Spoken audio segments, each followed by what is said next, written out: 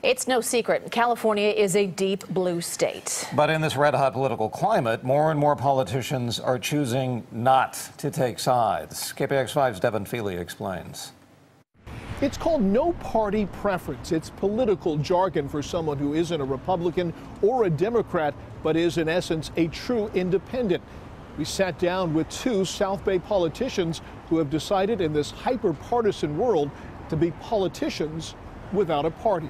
I'd rather leave a party with my principles intact than stay in a party that doesn't support one of my core beliefs. San Jose City Council members Johnny Camus. I was affecting no change by being a moderate in the party. And Dev Davis were lifelong Republicans before recently leaving the party because of President Trump's policies and increasingly polarizing rhetoric on issues like immigration. When they started separating children from their parents at the Mexican border, and that was when I knew it was time to leave.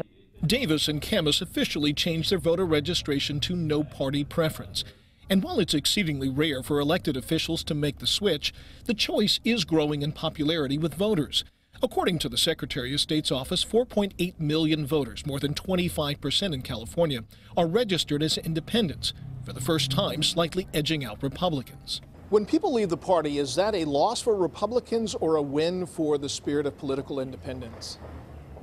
Good question. I think it's a loss to our system because we really do work on a two-party system.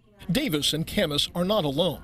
Former Insurance Commissioner Steve Poizner, a Republican, and San Mateo County Sheriff Carlos Bolanos, a Democrat, have both left their respective parties. Poizner was one of the last Republicans to hold statewide office in California and could become the first independent to pull that off if he reclaims his former job as insurance commissioner in November. I came here not to be part of a party. I came here to serve the community. Having ditched the two major parties, independents in California are on an island politically, but one where the population is steadily growing.